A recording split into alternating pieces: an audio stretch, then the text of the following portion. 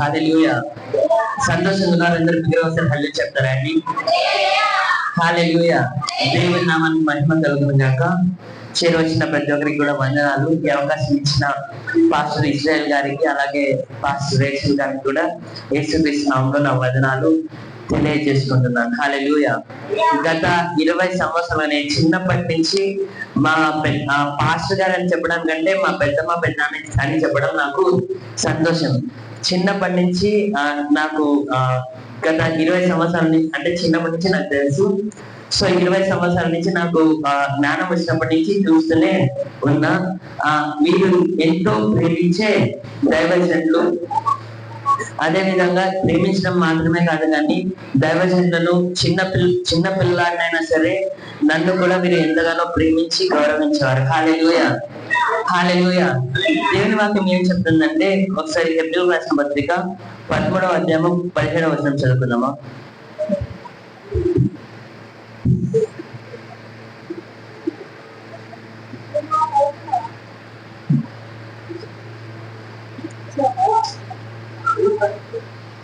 ఇక్కడ నేనే చదువుతానండి. ఇక్కడ ఏమని ఉంటదంటే, మీ పైన నాయకులుగా ఉన్నవారు లెక్క అప్పచెప్పవలసిన వారదలి మీ ఆత్మలను కాచినారు. వారు దుఃఖముతో ఆ పని చేసిన ఎడల మీకు నిష్ప్రయోజనము గనక దుఃఖముతో బాగా ఆనందంతో చెందినట్లు మీరు వారి మాటకు లోబడి ఉండడి. హల్లెలూయా.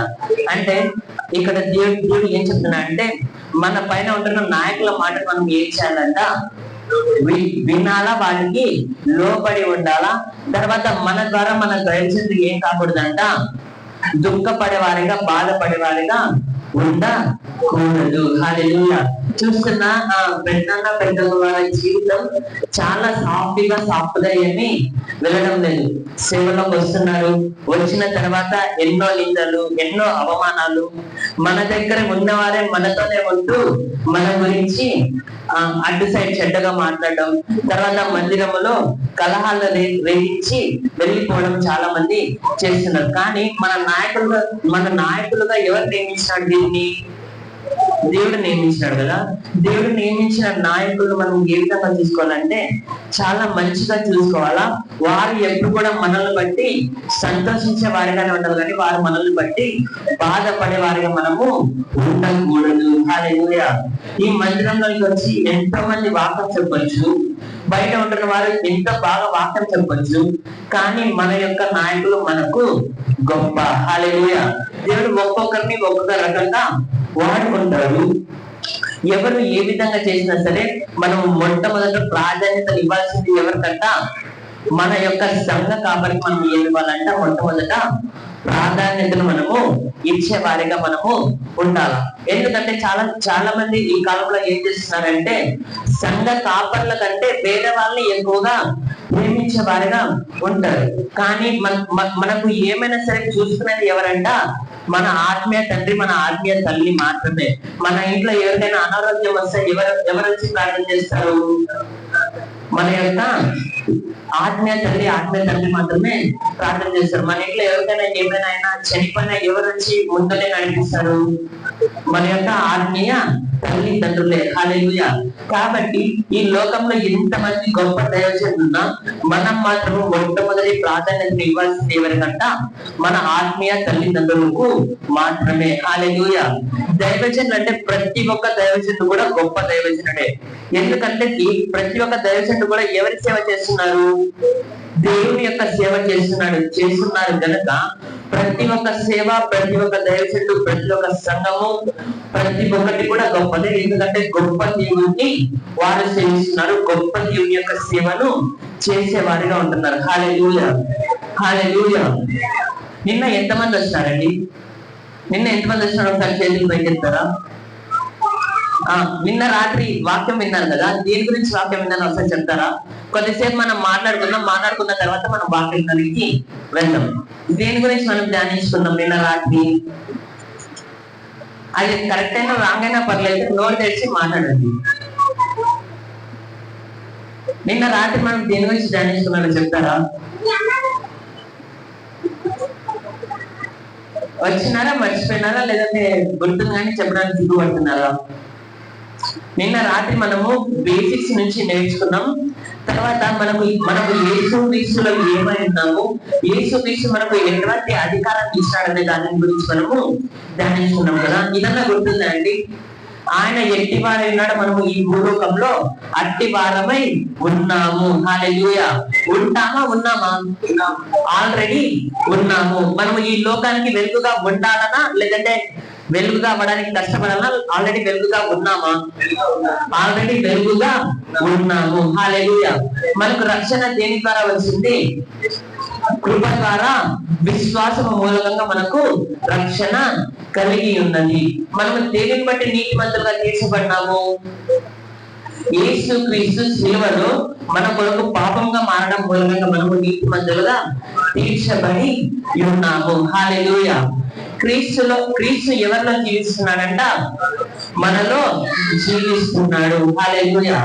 తర్వాత క్రీస్తు మనలో జీవిస్తున్నాడు. క్రీస్తు మనం విశ్వసించి ఉన్నాము గనక మనము ఏం చేస్తామంట? క్రీస్తు చేసిన కార్యాలను మనము చేస్తాము, వాటికంటే గొప్ప కార్యాలు మనము చేస్తాము. ఆమేన్. నమ్మే ఒకసారి ఆమేన్ చెప్తారా? ఒకసారి హల్లెలూయా చెప్తారా? హల్లెలూయా. ఇక్కడ ఉంటున్న ప్రతి ఒక్కరిలో కూడా ఎవరున్నారు? యేసయ్య ఉన్నాడు. యేసయ్య ఉన్నాడు. యేసయ్య నామమున మనం విశ్వసించి ఉన్నాము గనక మనము ఆయన చేసిన కార్యములను చేస్తాము. ఆయన చేసిన కార్యముల కంటే గొప్ప కార్యాలు మనము చేస్తాము. నమ్మేవారు ఒకసారి బిగ్గరగా హల్లెలూయా చెప్తారా?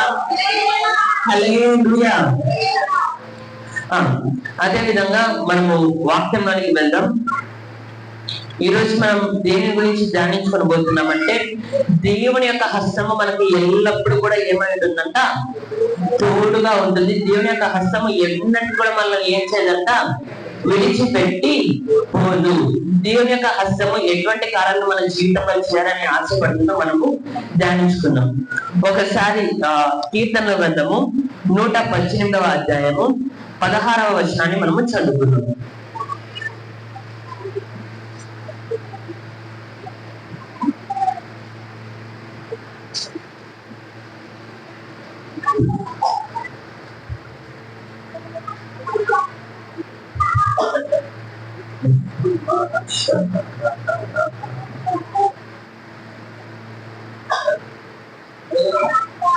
నూట 18వ అధ్యాయము 16వ వచనం. 7వ వచనం చదవండి. యెహోవా దక్షిణాస్తము మహోన్నతమాయను. యెహోవా దక్షిణహస్తము సాహస కార్యములను చెయ్యును. కళ్ళు మూసుకొని ఒక నిమిషం ప్రార్థన చేసుకుని దేవుని వాక్యానికి వెళ్దామండి. యేసయ్య పరిశుద్ధ నీకు వందనాలు, స్తుతులు, స్తోత్రాలు తెలుస్తున్నామయ్యా. దేవయేసయ్య నీ వాక్యాన్ని మేము ధ్యానించుకోబోతుండగా దేవయేసయ్యా, నేను కాదు దేవయేసయ్య, నాలో ఉన్న పరిశుద్ధాత్మ దేవుడైన దేవయేసయ్య మీరే మాట్లాడి దేవయేసయ్య మమ్మల్ని అందరినీ కూడా దేవయేసయ్య బలపరిచి దేవయేసయ్య వాక్యంతో దేవయేసయ్య మా జీవితాలను కట్టమని అడుగుతుంది దేవయేసయ్య. ముందున్న సమయాన్ని అందరినీ కూడా దేవయేసయ్య నీ పరిశుద్ధ చేతిలో సమర్పించుకుంటూ యేసయ్య నామములో అడిగిపెట్టుకుంటున్నాం పరమ తండ్రి. ఆమేన్. హల్లెలూయా. ఇక్కడ చూసుకున్నాం కదండి, ఏమంట? యెహోవా హస్తము మహోన్నతమాయను. యెహోవా హస్తము సాహస కార్యములను చేయును. సాహస కార్యము, సాహస వీరుడు అని ఒక టైటిల్ ఇస్తారు కొంతమందికి. సాహస వీరుడు అని ఎందుకు ఇస్తారు? సాహసం అంటే ఏంటి?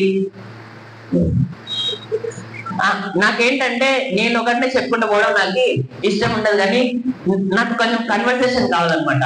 సాహసం అంటే ఏంటి? ఎవరైనా తప్పైనా రాగానే ఏదైనా సరే చెప్పండి. ఎవరు చెయ్యలేని పని చేయడం ఏంటంట? సాహసము. హల్లెలూయా. అన్న చెప్పండి కొట్టండి. అన్న మీ పేరేం పేరన్నా? జయరాజ్ అని ఒకసారి చెప్పండి కొడదామా? హల్లెలూయా. దేవుని హస్తము ఏం చేస్తుందంట? ఎవరు చెయ్యలేని పనులను ఎవరు చేస్తారంట? దేవుడు మన జీవితంలో చేసేవాడుగా ఉంటున్నాడు. హల్లెలూయా. దేవుని హస్తము ఏం చేస్తుంది? దేవుడు భూమి ఆకాశములను సృజించిన వాడు. ఎర్ర సముద్రములను రెండు పాయలుగా చేసిన దేవుడు. దానియేలు విషయంలోకి వచ్చేసరికి సింహముల నోర్లను మూసిన దేవుడు. చనిపోయిన లాజరును తిరిగి తిరిగి లేపిన దేవుడు, అదే దేవుడు ఇక్కడ ఉన్నాడు. హల్లెలూయా. ఇక్కడ ఉన్నాడు, నా జీవితంలో సాహస కార్యం చేశాడని వారు ఒకసారి బిగ్గరగా హల్లెలూయా చెప్తారా? ఇంకొంచెం బిగ్గరగా, ఇంకొంచెం బిగ్గరగా. వాళ్ళంతా కూడా ఫుల్ ఫామ్ లో ఉన్నారు, ఫుల్ యాక్టివ్ గా ఉన్నారు. హల్లెలూయా. సో దేవుని హస్తం మన జీవితంలో ఏం చేస్తుందంట? ఎవ్వరూ చెయ్యలేని కార్యములను దేవుని యొక్క చెయ్యి మన జీవితంలో చేసేదిగా ఉంటుంది. మనం చూసినట్లయితే కొన్ని పనులు 4 థింగ్స్ ఉంటాయన్నమాట. ఏంటంటే possible things, impossible things, imaginable things, unimaginable things. అంటే మనము చేయగలిగిన పనులు, మనము చెయ్యలేని పనులు, మనం ఊహించగలిగిన పనులు, మనము ఊహించలేని పనులు. చెప్తారా? చెయ్యగలిగిన పనులు, చెయ్యలేని పనులు, ఊహించగలిగిన పనులు, ఊహించలేని కార్యములు. చెప్తారా? చెయ్యగలిగిన కార్యములు, చెయ్యలేని కార్యములు, ఊహించగలిగిన కార్యములు, ఊహించలేని కార్యములు. హల్లెలూయా. చేయగలిగిన పనులంటే ఏంటి? మనకు ఏదైతే చేయడానికి సాధ్యమవుతుందో అది ఏమంట? చెయ్యగలిగిన పనులు. మన జీవితంలో మనం ఏమైతే చేయలేమో అవి ఏమంట? చెయ్యలేని పనులు. హల్లెలూయా. మనం చేయగలిగింది ఏంటి? ఒకరికి బాగలేదంటే మనం ఏం చేయగలుగుతాం? వారిని తీసుకొని వెళ్ళి హాస్పిటల్లో జాయిన్ చేయగలుగుతాం. కానీ మనం వారికి వైద్యం ఇవ్వగలుగుతామా? వైద్యం ఎవరిస్తారు? డాక్టరే ఇస్తాడు. స్వస్థపరిచేది ఎవరు? దేవుడు. హల్లెలూయా. మనము స్వస్థపరిచేమో, కానీ దేవుడు ఏం చేస్తాడంట? స్వస్థపరుస్తాడు. హల్లెలూయా. కొన్ని విషయాలు మనం ఏం చేస్తాము? ఊహించుకుంటూ ఉంటాం. నేను ఒక గొప్ప దైవజనుడిగా అవుతానని నేను ఊహించుకుంటూ ఉంటా. తర్వాత ఇంకా ఊహించలేనివంటే మనము అడిగి ఊహించిన దానికంటే అత్యధికంగా ఎవరు చేస్తారంట? దేవుడు చేస్తాడు. మీ జీవితంలో ఏం అవ్వాలని మీరు అనుకుంటున్నారు? చిన్నపిల్లలు ఉంటారు కదా, నీ పేరేం పేరు? రామ్ చరణ్. రామ్ చరణ్. ఓకే. నువ్వు పెద్దదైనాక ఏం కావాలనుకుంటున్నావు? ఇంజనీర్. నేను కూడా ఇంజనీర్. దేవుడు ఇస్తున్నాడు. హల్లెలూయా. మనం ఏమైతే అనుకుంటామో వాటిని అన్నిటిని కూడా దేవుడు ఏం చేస్తాడంట? సఫలము చేస్తాడు. హల్లెలూయా. ఆ పిల్లోడు ఏమని ఊహించుకుంటున్నాడు? నేను ఇంజనీర్ అవ్వాలని ఊహించుకుంటున్నాడు. మన జీవితంలో ఏమేమి అవ్వాలని ఊహించుకుంటున్నామో అవన్నీ కూడా దేవుడు జరిగించును గాక. హల్లెలూయా. ఇంకా ఊహించలేని కార్యక్రమం కూడా దేవుడు ఏం చేశాడంట? మన జీవితంలో చేసేవాడుగా ఉంటున్నాడు. యోసేపు ఎవరంట? యోసేపు తండ్రి యొక్క యోసేపుకు ఎంతమంది అన్నలు ఉన్నారు? 10 మంది అన్నలా? 10 మంది అన్నలు, ఒక తమ్ముడు ఉంటున్నారు. యోసేపు అందరూ కూడా ఏం చేస్తున్నారు? కొట్టినారు, తర్వాత గుంతలోనికి వేసినారు. తర్వాత ఎవరికి అమ్మినారు? ఇష్మాయేలీలకు అమ్మినారు. తర్వాత ఇష్మాయేలీలు ఎవరికి అమ్మినారు? పోతీఫర్ ఇంటికి అమ్మినారు. పోతీఫర్ ఇంట్లో దాసునిగా ఉన్నాడు. దాసునిగా ఉన్న తర్వాత దేవుడు ఏం చేశాడు? పోతీఫర్ ఇంట్లో హెచ్చించి ఆ ఇంటికి అధిపతిగా చేసినాడు. చేసిన తర్వాత ఏమైంది? అక్కడ శోధన వచ్చింది. శోధన జయించినాడు. కానీ యోసేపు ఎక్కడికి వెళ్ళినాడంట? జైలులోనికి వెళ్ళినట్టుగా మనము చూస్తున్నాం. జైల్లో ఉంటే ఖైదీ దేని గురించి ఆశపడ్డాడు? విడుదల కోసము ఆశపడతాడు. ఎట్లన్నా సరే ఈ జైల్లో నుంచి బయటకు వస్తే చాలు అని ఆశపడతాడు. హల్లెలూయా. కానీ ఏ ఖైదీ అయినా సరే, ఎవరైనా జైల్లో ఉన్న వాళ్ళు ఎవరైనా సరే, నేను ఈ దేశానికి ప్రైమ్ మినిస్టర్ అయితే బాగుంటుందని అనుకుంటారా? ఫస్ట్ వారు ఏం ఊహిస్తారు? ఎట్లో ఒకళ్ళ జైల్లో నుంచి బయటికి వస్తే చాలని ఊహిస్తారు. హల్లెలూయా. కానీ యోసేపు జీవితంలో దేవుడు ఏం చేస్తున్నాడంట? అడిగి ఊహించిన దానికంటే అత్యధికమైన మేలు చేసి యోసేపుని ఏం చేశాడు? దేవుడు ఒక ప్రైమ్ మినిస్టర్ స్థాయిలో పెట్టిన వాడు అంటున్నాడు. హల్లెలూయా. ఇక్కడ ఉంటున్న ప్రతి ఒక్కరి జీవితంలో కూడా వాక్యము నెరవేరును గాక. ప్రతి ఒక్కరి జీవితంలో అడిగి ఊహించిన దానికంటే అత్యధికమైన మేలుతో దేవుడు నింపును గాక. హల్లెలూయా. హల్లెలూయా. అందుకే దేవుని వాక్యము ఇర్మియా గ్రంథము 32వ అధ్యాయం 27లో ఏముందో ఒకసారి చూసుకుందామా? ఇర్మియా గ్రంథము 32వ అధ్యాయము 27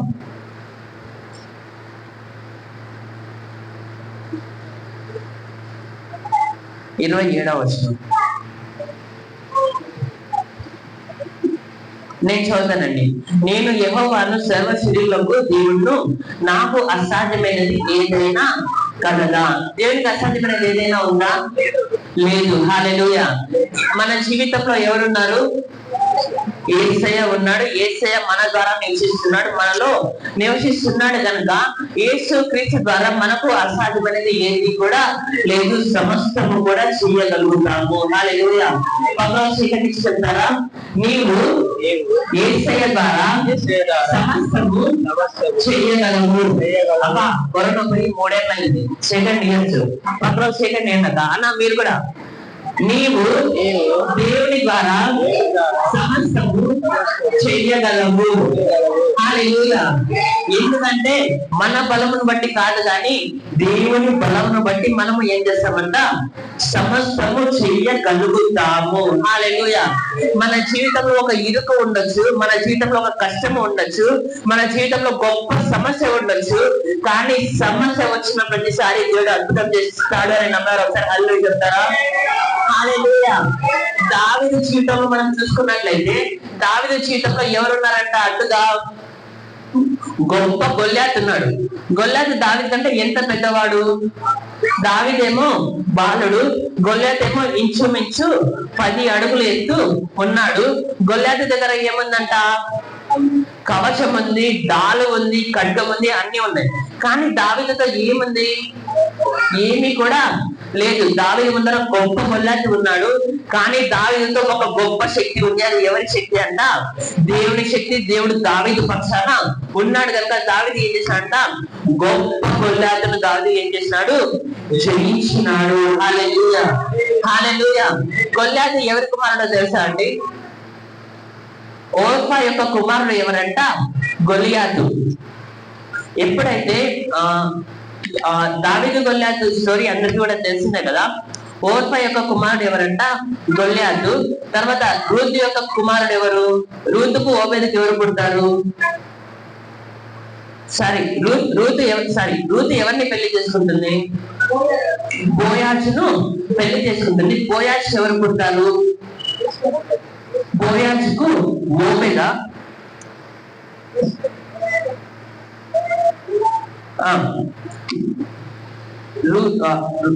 ఒక్క నిమిషం.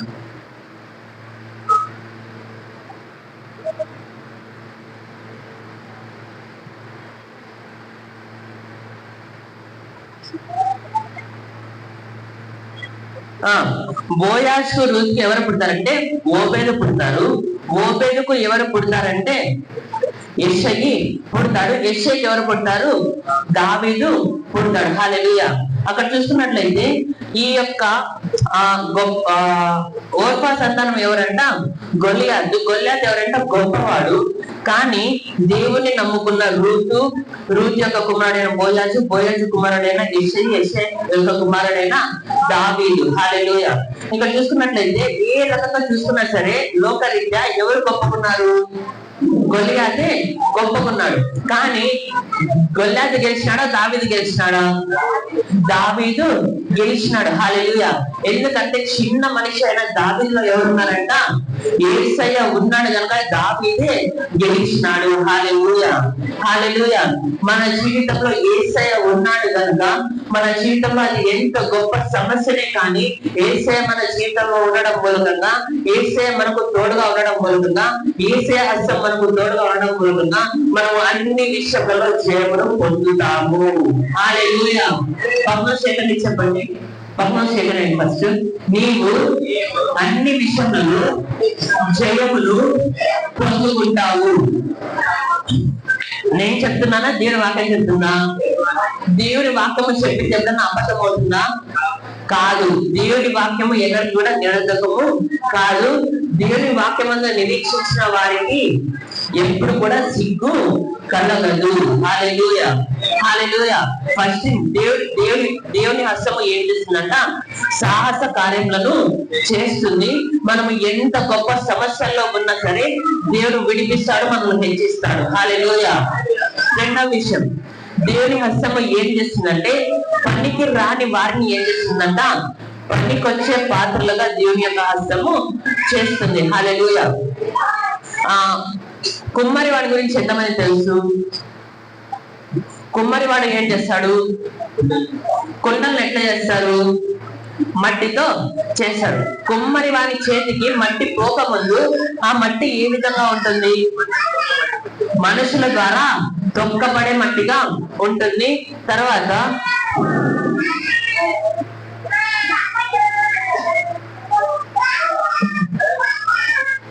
ఒక్క నిమిషం. హల్లెలూయా.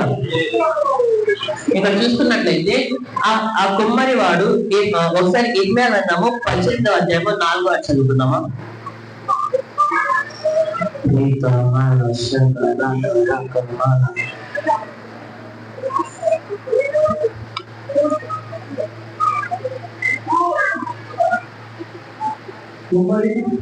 కుమ్మరి చిగట మట్టితో చేసినకుండా వారి చేతిలో నుండి విడిపోగా ఆ చిగట మన్ను మరలా తీసుకొని కుమ్మరి యుక్తమైనట్టుగా దానితో మరి ఒక కుండను చేసాను. హల్లెలూయా. ఇక్కడ చూసినట్లయితే కుమ్మరి ఏం చేస్తారంటే చిగట మట్టిని తీసుకొని కుండను చేస్తారు. చిగట మట్టిలో అంతకుముందు ఏ విధంగా ఉంటుందంట? అందరి చేత తొక్కబడుతుంది. దానికి ఎటువంటి విలువ కూడా ఉండదు. కానీ మనం ఎప్పుడైతే దేవుని చేతిలో ఉంటామో మనకు ఏముంటుందంట? విలువ వచ్చేదిగా ఉంటుంది. మన జీవితంలో అందరి ద్వారా తృణీకరింపబడినామేమో, మనం అందరి ద్వారా అవమానింపబడినామేమో, మనము ఒక దరిద్రమైన స్థితిలో ఉన్నామేమో, మనం బలహీనతల్లో, రోగంలో, వ్యాధి చేత మనము కొట్టుమిట్టాడుతూ ఉన్నామేమో, కానీ దేవుని యొక్క హస్తం మనల్ని ఏం చేస్తుందంట? మనల్ని బాగు చేసేది కాబట్టి స్వస్థపరిచేదిగా ఉంది. ఆ మట్టిగా ఉన్నంత వరకు ఆ మట్టిని ఎవరన్నా తీసుకుంటారా డబ్బులకి? ఎవరు కూడా తీసుకోరు. ఎప్పుడైతే కుమ్మరి వాడు కుండని చేస్తాడో అప్పుడు ఏమవుతుంది? ఆ కుండకు విలువ వచ్చేదిగా ఉంటుంది. అదే విధంగా మనము ఎప్పుడైతే దేవుని యొక్క చేతిలోనికి మనల్ని మనము సమర్పించుకుంటామో మనకు దేవుడు ఏం చేసేవాడు ఉంటున్నాడంట? విలువను ఇచ్చేవాడుగా ఉంటున్నాడు. హల్లెలూయా. ఇక్కడ ఉంటున్న వారు ఎంతమంది రిజెక్షన్స్ గుండా వెళ్ళినారు, ఎంతమంది తృణీకరింపబడినారు, ఎంతమంది అవమానం గుండా వెళ్ళినారు, ఎంతమంది శ్రమల గుండా, సమస్యల గుండా వెళ్ళినారు. నేను ఈ సందర్భంలో ఒక చిన్న సాక్ష్యం చెప్దాం అనుకుంటున్నా. నేను పాస్టర్ వాళ్ళ కుటుంబంలోనే పుట్టి పెరిగినాను. తర్వాత నేను బీటెక్ జాయిన్ అవ్వాల్సి వచ్చింది. బీటెక్ జాయిన్ అవ్వాల్సి వచ్చినప్పుడు నాకు ఎంసెట్ లో సీట్ రాలేదు. కాబట్టి నేను చెన్నైలో ఒక యూనివర్సిటీలో నేను చదువుకోవాల్సి వచ్చింది. చదువుకోవాల్సి వచ్చినప్పుడు మా డాడీ పాస్టర్ కదా, మా డాడీతో అంత ఎక్కువ డబ్బులు లేవు. సో మేమేమనుకున్నామంటే ఒక లోన్ తీసుకొని ఆ లోన్ ద్వారా చదువుకుందామని నేను అనుకున్నప్పుడు లోన్ తీసుకోవాలంటే ఏదో ఒక ఆస్తి ఉండాలా. ఆస్తి వచ్చేసి బ్యాంక్ వాళ్ళకు పెడితే దాని ప్రకారం మనకి ఏమి ఇస్తారంట? లోన్ ఇస్తారు. దాని ద్వారా చదువుకునేది అవుతుంది. మనం చూస్తుంటాం కదా, బంధువుల విషయంలో అన్ని రకాల బాగుంటారు. ఒకవేళ డబ్బుల సమస్యలు లేదంటే ఆస్తి గొడవలు వచ్చేసరికి ఎంత మంచిగా రిలేషన్షిప్ అయినా ఏమైపోతుందంట? దూరము అయిపోతుంది. అదే విధంగా మేము ఏం చేయాల్సి వచ్చిందంటే మా డాడీ వాళ్ళ సైడ్ కానీ మమ్మీ వాళ్ళ సైడ్ కానీ ఎవరిదో ఒకరిది జస్ట్ వాళ్ళ యొక్క ప్రాపర్టీ డాక్యుమెంట్స్ తీసుకొని చదువుకున్న తర్వాత ఆ లోన్ తీసేసిన తర్వాత వాళ్ళ డాక్యుమెంట్స్ వాళ్ళకి ఇద్దామని అడిగిన తర్వాత మా డాడీ వాళ్ళ సైడ్ ఏమన్నారంటే మాకు తాతయ్య లేడు, నాన్నమ్మ ఉనింది. నాన్నమ్మ ఏమనిందంటే నేను అసలు పెట్టను, నువ్వు చదువుకొని ప్రయోజకుడు వెళ్దామని ఎవరికి తెలుసు, అది ఇదని నన్ను తక్కువ చేసి మాట్లాడినాను. తర్వాత మా మమ్మీ సైడ్ వాళ్ళ దగ్గర పోయినా సరే ఆ పిల్లోడు చదువుకొని పాస్ అవుతాడని ఎవరికి నమ్మకం ఉంది, చదువుకొని ఉద్యోగం తెచ్చుకుంటాడని ఎవరికి నమ్మకం ఉందని చెప్పిన తర్వాత మా మమ్మీ డాడీ వాళ్ళు బాధపడ్డారు. మనకంటూ ఎవరు లేరు కదా, మనకుండేది వీళ్ళు మాత్రమే అనుకున్నాం. దేవుని నమ్ముకున్న తర్వాత బంధువులందరూ కూడా వదిలిపెట్టినారు. మాకుండేదంతా కూడా లిమిటెడ్ సర్కిల్ మాత్రమే. సో ఆ లిమిటెడ్ సర్కిల్ లో కూడా వారు ఇవ్వకపోగా కొడుకుని ఎవరైనా సరే తల్లిదండ్రులు ఏమన్నా అన్నా సరే తల్లిదండ్రులు ఏం చేస్తారు? ఓడ్చుకుంటారు. కానీ పిల్లల్ని ఏమన్నా అంటే తల్లిదండ్రులకి ఏమవుతుందంట? ఎక్కడ లేని బాధ, కోపం అన్ని కూడా వస్తాయి. మా మమ్మీ డాడీ వాళ్ళు చాలా బాధపడినారు. బాధపడిన తర్వాత మనం పిలిచిన దేవుడు ఎవరంట? నమ్మదగిన వాడు. హల్లెలూయా. దేవుడు పిలిచినాడంటే ఆయన ఏం చేస్తాడంటే అంతం వరకు నడిపిస్తాడు. ఎన్ని కష్టాలు వచ్చినా, ఎన్ని శ్రమలు వచ్చినా విడిపించేది ఎవరు? యేసయ్య. ఆయన విడిపించి తీరుతాడు. ఆయన నమ్ముకున్న మనము సిగ్గు నొందము. హల్లెలూయా. తర్వాత నా చదువు ఏమన్నా ఆగిపోయిందా? ఆగిపోలేదు. కానీ దేవుడు అద్భుత రీతిగా చదువుకోవడానికి ద్వారాలు తెలిసినాడు. నేను బీటెక్ కూడా కంప్లీట్ చేసుకున్నాను. కంప్లీట్ చేసుకోవడం మాత్రమే కాదు, కానీ బీటెక్ ఇంకా చదువుతుండగానే దేవుడు నాకు ఉద్యోగాన్ని కూడా అనుగ్రహించినాడు. ఎవరైతే ఆ మాటలు అన్నారో వారికి ఏమైందంట? వారికే సిగ్గు నొందింది. హల్లెలూయా. మనల్ని ఎవరైనా ఏమన్నా అనని మనము దేవుణ్ణి ఆధారము చేసుకొని ఉన్నాము కనుక మనల్ని హెచ్చించేది ఆయనే. హల్లెలూయా. హల్లెలూయా. మనల్ని ఎవరైనా తక్కువ చేయని, కానీ మన దేవుడు మన పక్షాన ఉన్నాడు గనుక తన బిడ్డలను ఎన్నటికీ కూడా అవమానం పాలు చెయ్యడు. ఆయన బిడ్డలను ఘనపరిచే దేవుడు అయిపోయాడు. హల్లెలూయా. అదేవిధంగా మీ బంధువులు ఏమైనా మిమ్మల్ని ఏమైనా అన్నారేమో, స్నేహితులు మిమ్మల్ని ఏమైనా అన్నారేమో, అదేవిధంగా సంఘంలో ఉంటున్న సంఘ బిడ్డలు మిమ్మల్ని ఏమైనా అన్నారేమో, కానీ మనము ఆధారము చేసుకొని మీ దేవుడిని కనుక మనము సిగ్గు నొందము. హల్లెలూయా. హల్లెలూయా. నిన్ను సిగ్గు చెందరు, నీ దయను విడిచి వెళ్ళరు. నిన్ను నమ్మి నేను సిగ్గు చెందరు, నీ దయను విడిచి వెళ్ళరు.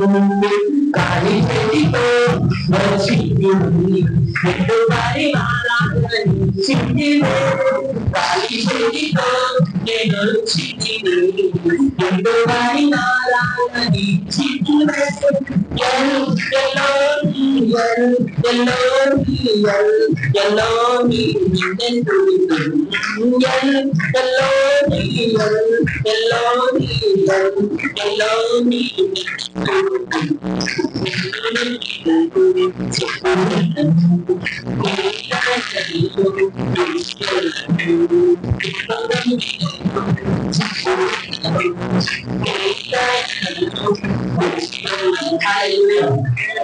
ఆయన నమ్మిన మనము ఏం చేయమంట? ఎంత మాత్రము కూడా మనము సిగ్గు నొందము. ఎందుకంటే ఆయన మన పక్షాన ఉన్నాడు. తన ఏ తల్లిదండ్రి కూడా పిల్లలను అవమానము పాలు చేయాలని ఎంత మాత్రము కూడా అనుకోరు. ఒకవేళ అవమానము పాలు ఈ లోకంలో తల్లిదండ్రులు ఏమి చేయాలని స్థితిలో ఉండొచ్చేమో, కానీ పరలోకపు తండ్రి అయిన మన దేవుడు హెచ్చించి ఘనపరిచి పనికి వచ్చే పాత్రలుగా చేసి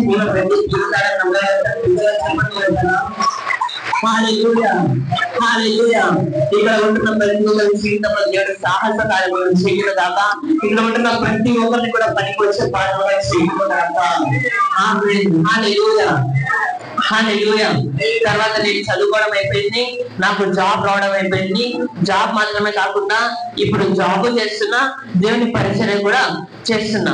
తర్వాత ఇంకొకరు ఏమన్నారంటే, నేను బీటెక్ థర్డ్ ఇయర్ లో ఉన్నప్పుడు ఈ పిల్లోనికి చదువుకోవడము చేత కాదు, ఈ పిల్లోనికి ఉద్యోగం కూడా రాదు, తర్వాత ఈ పిల్లోడు దేవుని సేవ కూడా చెయ్యలేడు అని అన్నారు. హల్లెలూయా. ఎందుకంటే నేను బీటెక్ ఫస్ట్ ఇయర్ లో అక్కడ చెన్నైలో జాయిన్ అయిన తర్వాత నేను ఏం చేశానంటే, దేవుని అంతవరకు కూడా మా తల్లిదండ్రుల సంరక్షణలో ఉన్న తర్వాత అక్కడ అంతా కూడా ఏముంటుంది? పాస్పోర్ట్ అంటే ఫ్రీడమ్ ఏమి కూడా ఉండదు. అంతా ఎక్కడ చూసినా సరే రూల్స్. చర్చిలో వాళ్ళు ఏం చేసినా సరే ఏదైతే చూపిస్తారు. ఇంట్లో పేరెంట్స్ అంటారా ఇంకా ఫుల్ స్ట్రిక్ట్ గా ఉంటారు కదా. సో అక్కడికి పోయిన తర్వాత దేవునికి అయిష్టమైన కార్యములను చేయడము, తర్వాత దేవునికి దూరంగా పారిపోవడము జరిగింది. దేవుని సన్నిధిలో నేను ఉండేవాడిని కాదు. తర్వాత త్రాగులకు నేను అలవాటు పడిపోయి ఆ విధంగా నేను ఉండేవాడిని. కానీ దేవుడు మనల్ని పిలిచి మనల్ని ఏర్పరచుకున్నాడంటే, మనము తప్పిపోయినా సరే దేవుడు మనల్ని ఏం చేయడంట? విడిచిపెట్టి పోడు. అంటే ఒక పాట ఉంటుంది కదా, ఘోర బాపి నన్నా నేను దూరంగా నీ ప్రేమతో నన్ను క్షమించి నన్ను హత్తుకున్నావయ్యా. నీ ప్రేమతో నన్ను క్షమించి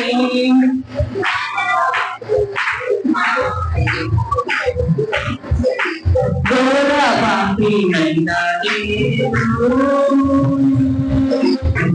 దూరంగా పారిపోగా ప్రేమతో నన్ను క్షమించి నన్ను హత్తుకున్నావయ్యా. నీ ప్రేమతో నన్ను క్షమించి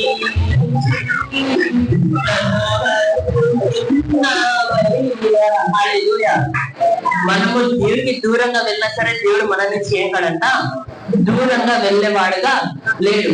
నేను బీటెక్ ఫస్ట్ ఇయర్ జాయిన్ అయ్యి దేవుడికి అయిష్టమైన కార్యాలను నేను చేస్తున్నప్పుడు నేను దేవుడికి దూరంగా వెళ్ళినా కానీ దేవుడు నాకు దూరంగా వెళ్ళలేదు. తర్వాత దేవుడు ఒక రోజు తీసుకొని వచ్చినాడు. తర్వాత దేవుడు నన్ను ఏం చేసినాడంట, నన్ను తిరిగి మార్చేసి ఆ దురలవాటి నుంచి దేవుడు నన్ను ఏం చేసినాడంట విడిపించిన వాడుగా ఉంటున్నాడు. నేను అటువంటి సమస్యల్లో నేను ఉన్నప్పుడు మా తండ్రి ఏం చేసేవాడంటే నన్ను కొట్టేవాడు తిట్టేవాడు కాదు, కానీ నా తండ్రి నా కోసము ఎంతగానో కన్నీరు కాచి ప్రార్థన చేసే దేవుడు. హల్లెలూయా. మీ జీవితంలో కూడా మీ పిల్లలు మీ మాట వినడం లేదేమో, మీ పిల్లలు కూడా మీకు అయిష్టమైన పనులు చేస్తూ లోక సంబంధమైన కార్యంలో మీ పిల్లలు కూడా ఉంటున్నారేమో, కానీ తల్లిదండ్రుల ప్రార్థనను దేవుడు ఎంత మాత్రము కూడా తోసి వేయడు. మీరు మీ బిడ్డల కోసం కన్నీరు కార్చినారంటే ఖచ్చితంగా దేవుడు మీకు జవాబును ఇచ్చి తీరుతాడు. హల్లెలూయా. ఎవరైనా బిడ్డల కోసం ఎవరైనా ఆలోచించే వాళ్ళు ఉన్నారండి, నా బిడ్డ బాగలేడు, నా కొడుకు బాగలేడు, నా కూతురు దేవుని నమ్ముకోలేదు కానీ సంఘానికి రావడం లేదని ఎవరైనా బాధపడుతున్నానండి. బాధపడాలంటే ఒకసారి చేస్తున్నారా? వారి కోసం నేను ప్రార్థన చేద్దాం అనుకుంటున్నా. 1, 2, 3. ఏసయ్యా పరిశుద్ధానికి వందనాలయ్యా, నీకు స్తోత్రాలయ్యా.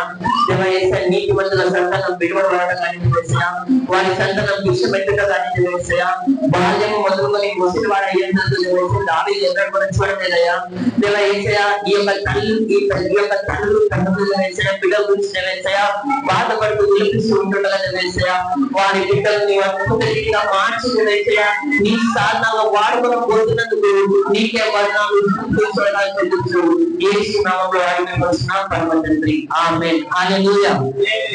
పనికి రాని పాత్రలను దేవుడు ఏం చేస్తాడంట, పనికి వచ్చే పాత్రలుగా చేస్తాడు. అది మన వరకే కాదు కానీ మన యొక్క సంతానము కూడా. ఒకవేళ మీ పిల్లలు చర్చికి రాకుండా బయటనే ఉంటూ దేవునికి వ్యతిరేకంగా చేస్తున్నారేమో, కానీ కన్నీరు కార్చి మీరు చేసిన ప్రార్థనకు దేవుడు జవాబును ఇస్తాడు. ఆయన మందిరంలోనికి తీసుకుని వచ్చి నిలబెడతాడు. దేవుడు గొప్పగా వాడుకుంటాడు. నమ్మేవారు ఆమేన్ చెప్పండి. ఆమేన్. హల్లెలూయా.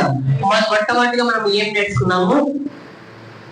దేవుని యొక్క హస్తము సాహస కార్యములను చేస్తుంది. రెండవదిగా దేవుని యొక్క హస్తము ఏం చేస్తుందంట, పనికి రాని పాత్రలు ఏం చేస్తుందంట, పనికి వచ్చే పాత్రలుగా, శ్రేష్టమైన పాత్రలుగా, విలువైన పాత్రలుగా చేస్తుంది. ఎటువంటి పాత్రలంట, మనం ఒకవేళ లోకంలోనికి వెళ్ళినా దేవునికి అయిష్టమైన కార్యం మనం చేసి ఉన్నా సరే, మనం ఎప్పుడైతే దేవుని దగ్గరికి వస్తామో దేవుడు మనల్ని ఏం చేస్తారంట, శుద్ధ సువర్ణంగా ఆయన మార్చి మనల్ని ఏం చేస్తారంట దేవుడు వాడుకునేవాడుగా ఉంటాడు. మనకు ఒక విలువనిచ్చేవాడుగా ఉంటున్నాడు. హల్లెలూయా. హల్లెలూయా. తర్వాత మూడవది, ఆయన యొక్క హస్తము ఎటువంటి హస్తం అంటే రక్షించే హస్తము. ఒకసారి యెషయా గ్రంథము 49వ అధ్యాయము 16వ వచనం చదువుకున్నామా?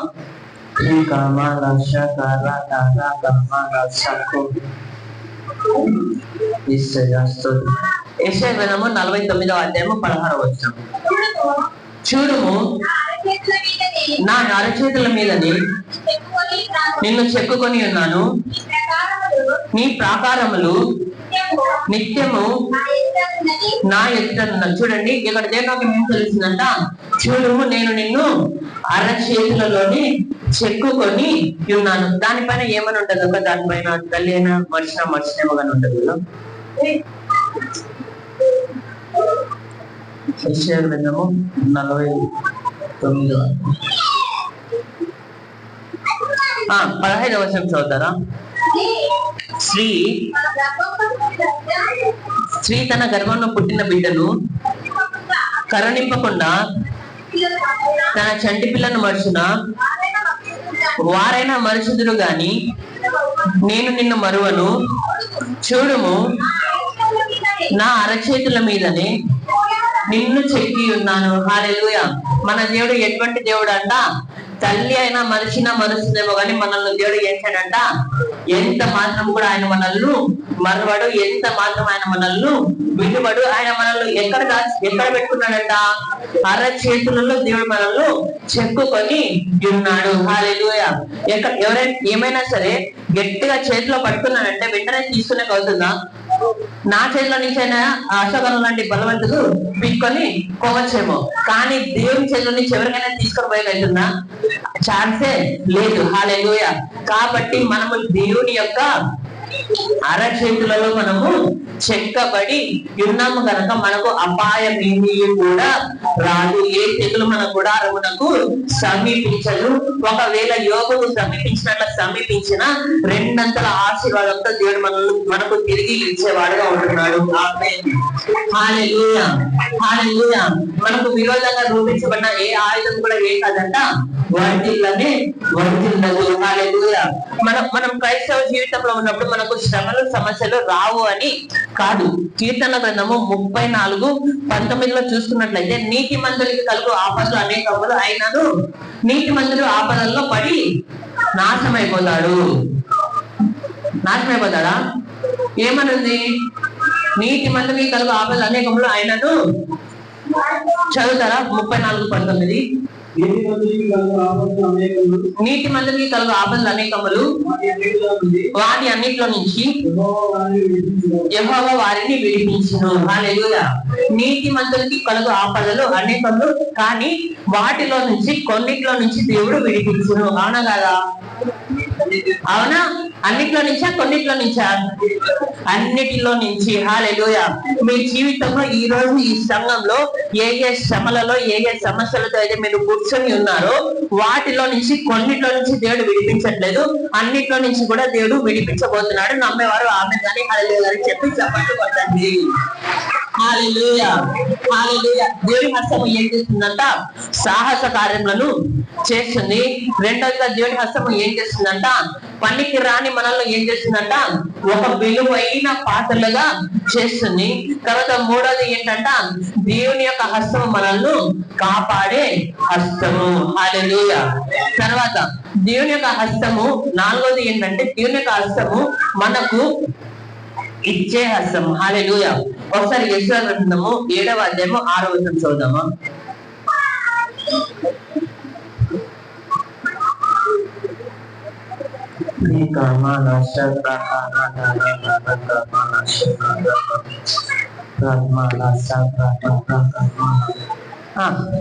ఎవరైనా తీసింటే త్వరగా చదవను.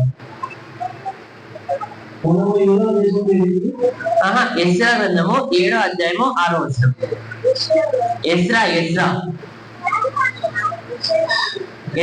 ఎజ్రా. ఈ ఎజ్రా ఇశ్రాయేలు దేవుడైన యెహోవా అనుగ్రహించిన మోషే ధర్మశాస్త్రం మందు ప్రవీణత గల శాస్త్రి మరియు అతని దేవుడైన యెహోవా హస్తము అతనికి తోడుగా ఉన్నందున అతడు ఏ మనవి చేసినానో రాజు అనుగ్రహించను. హల్లెలూయా. మన దేవుని యొక్క హస్తము ఏం చేస్తుందంట? మనము ఏమి అడిగినా సరే దేవుని యొక్క హస్తము ఏం చేస్తుందంట? ఇచ్చేదిగా ఉంటుంది. హల్లెలూయా. మనకు కొన్నింటిని మాత్రమే దేవుని హస్తం ఇవ్వదు, కానీ అన్నిటిని కూడా ఏం చేసిందంటే దేవుని యొక్క హస్తము ఇచ్చేదిగా ఉంటుంది. దేవుడు ప్రతి ఒక్కరికి కూడా ద్వారాలు తెరుస్తుందాక, మూయబడిన ద్వారాలు దేవుడు తెరుస్తుందాక, దేవుని యొక్క ఫేవర్ వచ్చునుగాక, దేవుని యొక్క దయ ప్రతి ఒక్కరికి వచ్చునుగాక. రాజుడు అధికారులు మన పక్షంలో ఉండి వారు మనకు సహాయము చేయుదురుగాక. హల్లెలూయా. ఇక్కడ చూసినట్లయితే దేవుని యొక్క హస్తము ఎజ్రాకు తోడుగా ఉన్నందున ఎవరు అన్నిటిని కూడా అనుగ్రహించినారంట? రాజు అన్నిటిని కూడా అనుగ్రహించినాడు. హల్లెలూయా. దేవుని యొక్క హస్తము మనకు తోడుగా ఉన్నప్పుడు ఏమవుతుందంటే అన్యులందరూ కూడా మనకు ఏం చేస్తారంట?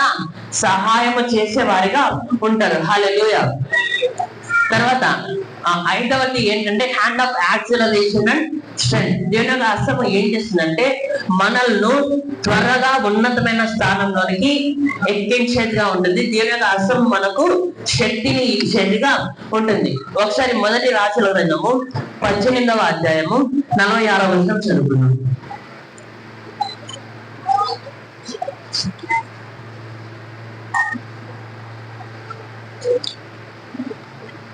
మొదటి రాజుల గ్రంథము 18:46. యెహోవా హస్తము ఏలియాను బలపరచగా అతడు నడుమ బిగించుకొని ఆహాబు కంటే ముందుగా పరిగెత్తుకొని పోయి ఇశ్రాయేలు గుమ్మమునొద్దకు వచ్చెను. ఇక్కడ చూసినట్టయితే ఏమవుతుందంటే ఆహాబు దేనిపైన వెళ్తాడంట? ఆహాబు రథము పైన వెళ్తాడు. తర్వాత ఏలియా ఏం చేస్తాడు? పరిగెత్తుకొని పోతాడు. గుర్రాలు ఫాస్ట్ పోతాయా? మనుషులు ఫాస్ట్ పోతారా? గుర్రాలే ఫాస్ట్ గా పోతాయి. కానీ ఎప్పుడైతే దేవుని యొక్క హస్తం ఎప్పుడైతే ఏలియాను బలపరిచిందో, ఏలియా ఏం చేస్తాడంట? రాజు కంటే ముందుగానే వెళ్తున్నట్లుగా మనము చూస్తున్నాం. హల్లెలూయా.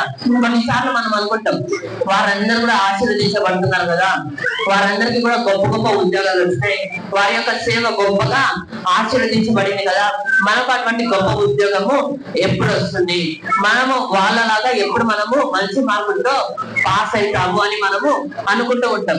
కానీ దేవుని యొక్క హస్తము ఈ రోజు ఏం చేస్తుందని దేవుని యొక్క హస్తం చెప్తుందంటే, దేవుని యొక్క హస్తము మనల్ని బలపరిచినప్పుడు అందరికంటే ముందుగా మనము వెళ్ళి ఆ గమ్యస్థానాన్ని చేరుకుంటాం. అది చదువులోనైనా సరే, ఉద్యోగంలోనైనా సరే, సేవలోనైనా సరే, వ్యాపారంలోనైనా సరే, దేనిలోనైనా సరే దేవుని యొక్క హస్తం మనకు తోడుగా ఉంది కనుక మనము అందరికంటే గొప్పగా ఉంటాం. నమ్మే ఒకసారి ఆమె చెప్తారా? హల్లెలూయా. ఎందుకంటే దేవుని ఏం చదువుతుందంటే, సకల జనముల కంటే యేసు నిన్ను హెచ్చించును, ఇంటిలోనూ దీవించును, పొలములోను దీవించిన. అంటే మనం ఏ పని చేసినా సరే దేవుని యొక్క హస్తం మనకు తోడుగా ఉంటుంది, దేవుని యొక్క హస్తం మనల్ని నడిపించేదిగా ఉంటుంది, దేవుని యొక్క హస్తం మనల్ని దీవించేదిగా ఉంటుంది. హల్లెలూయా. మనం ఇప్పుడు ఏమేమి నేర్చుకున్నాము? దేవుని యొక్క హస్తం ఏం చేస్తుందంట? సాహస కార్యములను చేస్తుంది. రెండోది ఏంటి? దేవుని యొక్క హస్తము పనికి రాని పాత్రలను పనికొచ్చే పాత్రలుగా చేస్తుంది. విలువ లేని జీవితాలను విలువైన జీవితాలుగా దేవుని యొక్క హస్తము మార్చగలదు. హల్లెలూయా. తర్వాత మూడవదిగా మనం ఏమి నేర్చుకున్నాము? దేవుని యొక్క హస్తము మనల్ని కాపాడేదిగా ఉంటుంది. ఎందుకంటే చూడుము, నా అరచేతుల్లో నేను నీకు చెక్కుకొని ఉన్నానని దేవుడు చెప్తున్నాడు. నాలుగోదిగా మనం ఏం నేర్చుకున్నాము? దేవుని యొక్క హస్తము మనం ఏమి మనవి చేసినా ఏం చేసినంత దేవుని యొక్క హస్తము ఇచ్చేదిగా ఉంటుంది. ఐదవదిగా మనం ఏం నేర్చుకున్నాము? దేవుని యొక్క హస్తము అందరికంటే మనల్ని గొప్పగా హెచ్చిస్తుంది, గొప్పగా దీవిస్తుంది. వాళ్ళందరికంటే ముందుగా మనమే గమ్యస్థానాన్ని చేరుకునేలాగా దేవుని యొక్క హస్తము చేస్తుంది. హల్లెలూయా. తర్వాత ఆరోది ఏంటంటే, దేవుని యొక్క హస్తము మా కోల్పోయినవన్నింటినీ కూడా దేవుని యొక్క హస్తము ఏం చేస్తుందంట? ఇచ్చేదిగా ఉంటుంది. హల్లెలూయా. మీరు ఇప్పటి వరకు డబ్బునైనా కోల్పోయి ఉండొచ్చు, ఆత్మీయ స్థితినైనా కోల్పోయి ఉండొచ్చు, లేదంటే ప్రేమను కోల్పోయి ఉండొచ్చు, లేదంటే ఆరోగ్యాన్ని కోల్పోయి ఉండొచ్చు. వాటినన్నింటినీ కూడా దేవుని యొక్క హస్తము ఏం చేస్తుందంట? తిరిగి ఇచ్చేదిగా ఉంటుంది. ఒకసారి లూకా సువార్త 22వ అధ్యాయము 51వ వచనం చదువుకుందాం.